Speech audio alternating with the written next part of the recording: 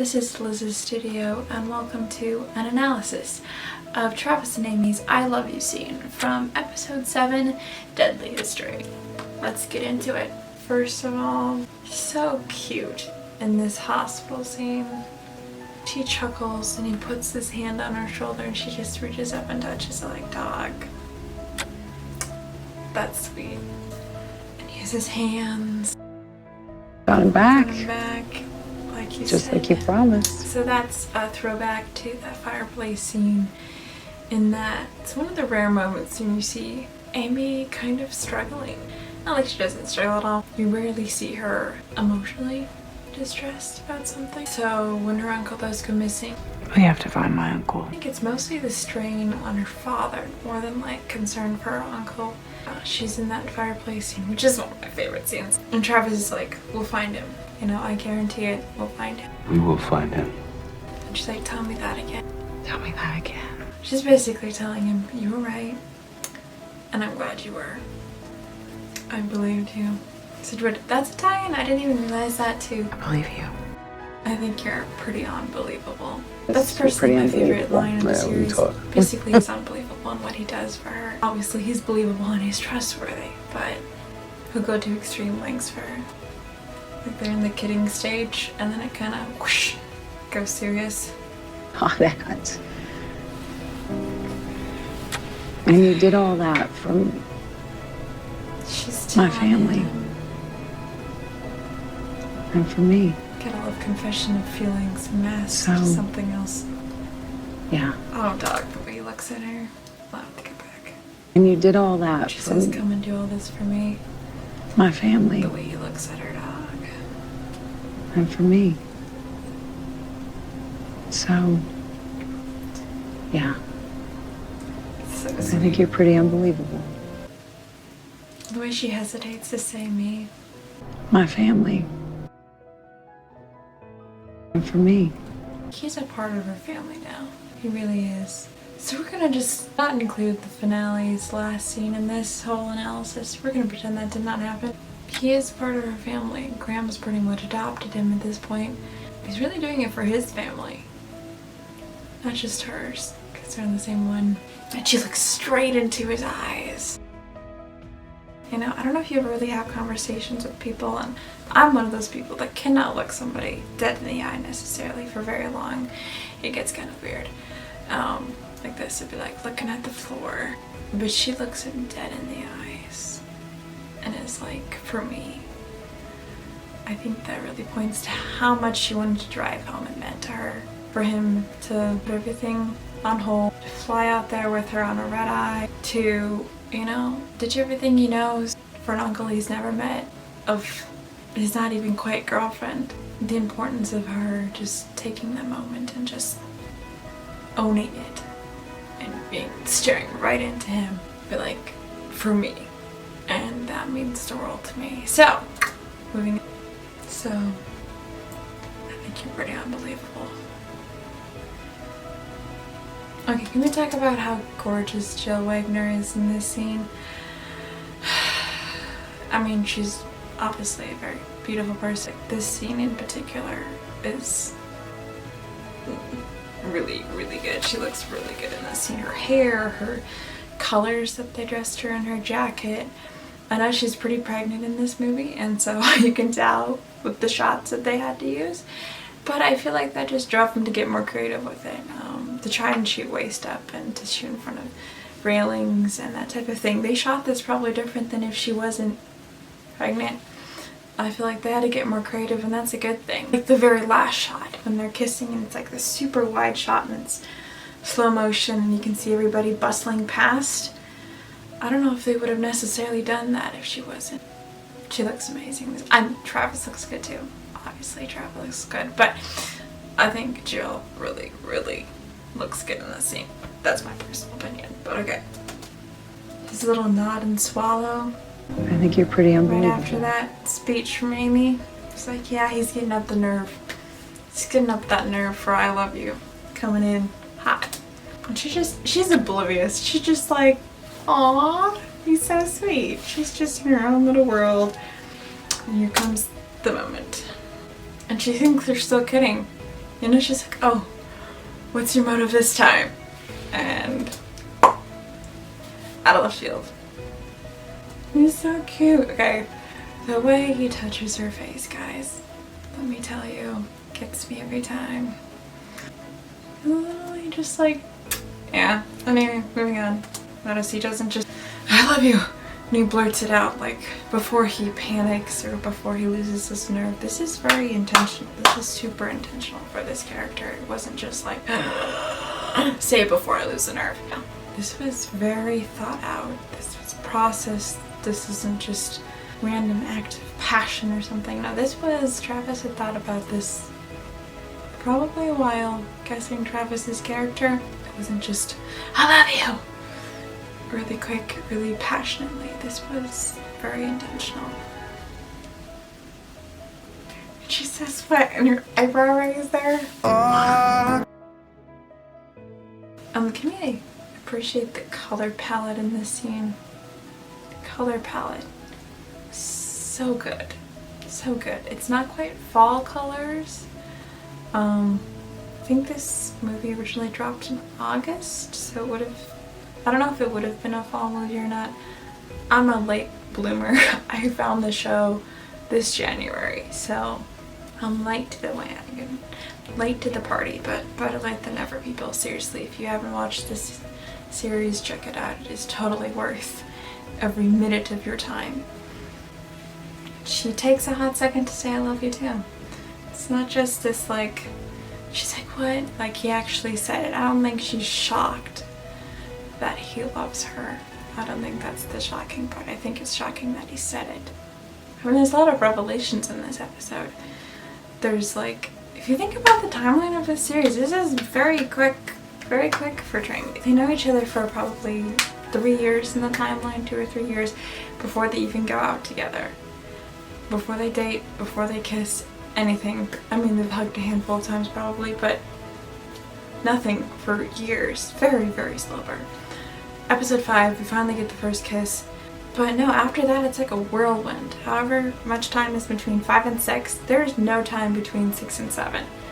You know, because the end of 6, they're kissing on the porch. Of course, classic interruption. Graham calls and it's like, hey, your Uncle Alistair is missing. I need you to come out to New York.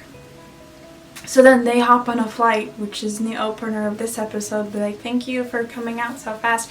So it's like a couple days in between in this episode. I don't know what the length is on this. I wanted to do a timeline analysis one time, but it was far too ambitious even for me. And it's probably like a week.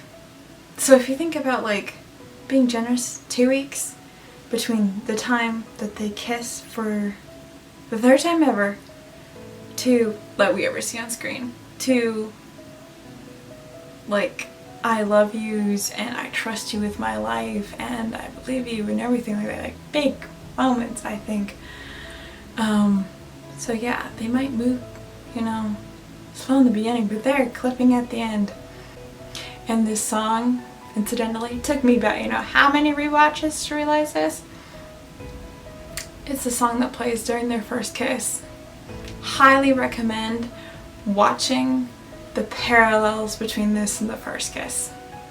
I actually have an edit of it, but anyway, the parallels are awesome.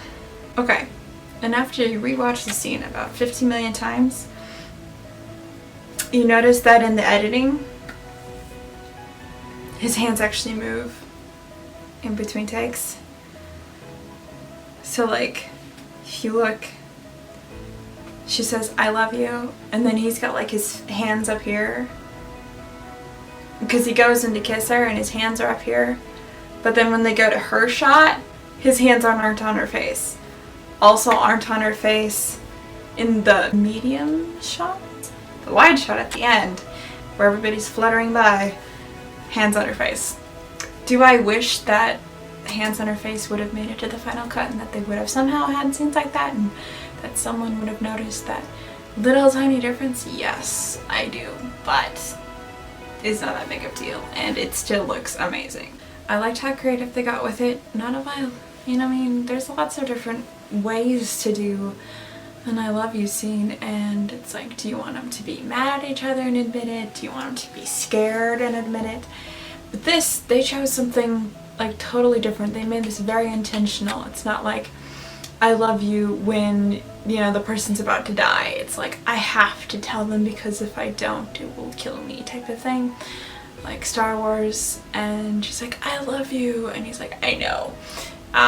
Anyway, haven't really watched Star Wars, but I do know that. You know, everybody tries to put their I love yous, make their I love yous unique. Everybody does. And I think they succeeded. They have a great speech. I'm a sucker for a speech at the beginning from Amy. And then they've got the whole tie-in with like mystery and crime with what's your motive, and unbelievable. And believing and trusting is a huge theme in it, right? So he trusts her with his life. She believes him. And the only thing she doesn't believe is basically how amazing he is. That she got so lucky. I think it's mutual. They deserve each other. They deserve to be happy. Hallmark, we deserve to be happy. We need dates. She doesn't rush to say I love you. He doesn't either. They chose a moment when they were both happy and content, grateful, right? They had been through a lot together, but it wasn't like Travis almost died or Amy almost died and then they're rushing to say I love you before it's too late. I mean, that's a vibe. I wouldn't have hated that, but I like that they chose a moment when it was completely chill and they were happy and content and just on a high, you know? And in those moments, you don't necessarily need to say I love you, right? You're feeling so good. I don't know, I can't pick the brain of the character if he set out to do it from the beginning of the scene. Like if he's kind of like, I'm gonna get up the nerve to tell her that I love her from the beginning, like with the whole like sign in the beginning. He might have. Or could have been more of a spur of the moment as she kind of confesses her love in a very roundabout way. That encourages him to. And then, I mean, he definitely commits to the idea by the time she says, what's your motive? For sure, he's committed to the plan at that point. I love the soundtrack. The only thing I don't like this about the music track is I love editing TrAmy. So if you love TrAmy edits, I have a whole playlist of them on my other channel. And it's really hard to get clean audio for voiceovers with the music in the background. Like, it's really hard.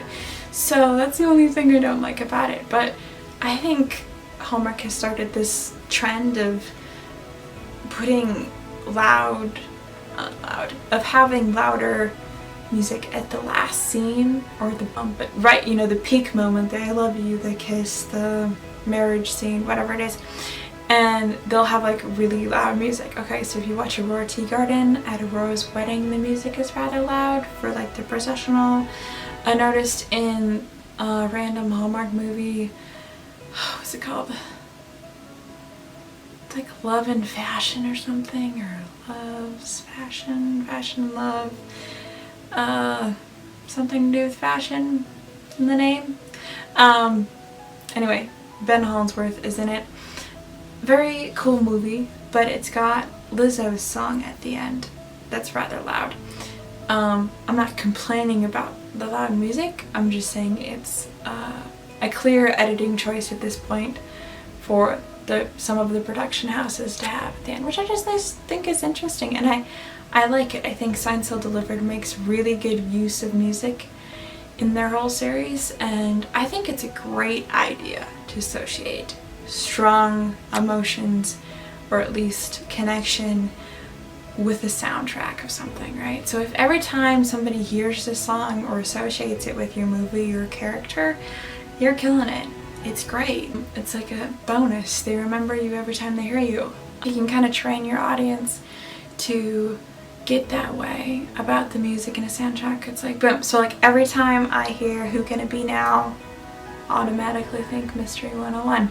Every time I hear So It Goes by Billy Joel, I think Signed, Sealed, Delivered. Let Me Call You Sweetheart, When Calls a Heart, or Anne of Green Gables. Old Lang Syne, It's a Wonderful Life.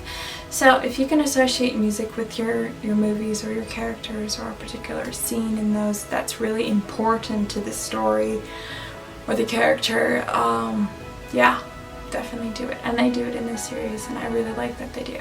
I like that they kept the same intro song and that they mirrored the first kiss in what is currently the last TrAmy kiss, which is sad because I could really use some more TrAmy in my life. Pretty much a wrap on my review / take and analysis on Travis and Amy's I Love You scene from Mystery 101.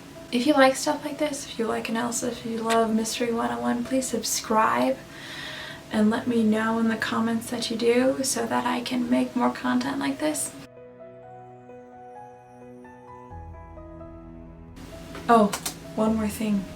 When you watch this, watch the I Love You scene. The very beginning, the opening shot, there's a shot of Travis's hands obviously, but the way that she comes up next to him is a direct mirror of like the closing scene of the pilot episode. Go all the way back to the beginning of Mystery 101, and Amy's teaching a class, and anyway Travis is in there. Travis walks in and she's like, what are you doing in my class? Her dad is giving a test that day, and so Amy walks down from where she was standing and she comes over to Travis, is like, what are you doing here? And he's like, well, I've come to audit your class because how else can I learn from you, professor? And she's like, well, you can always invite me to work on another case with you, which he does in the future. Obviously they go on to solve a lot of cases together. But this scene where she basically slides up next to him and they have this like little banter, it mirrors that of the first one. The parallels are awesome because if you look at it, the slide in, the way she kind of like scoots next to him, the like banter and the smiling and the laughing and the kind of kidding around about, you know, what's your motive? And then in the first one it's like, my dad isn't going to kick anybody out of this class or give anyone a failing grade because he's too nice. And then Graham interrupts him. Thankfully Graham does not interrupt him in this scene. It mirrors that, and also like the glances and the wide shots and things like that, it mirrors that of the pilot. So if you go check out the pilot episode, you go to the last scene, it's very, very similar to this one in that also like that he's on the left and she's on the right, the alternating shots and that type of thing. So definitely go check them out. They have a lot of cool parallels.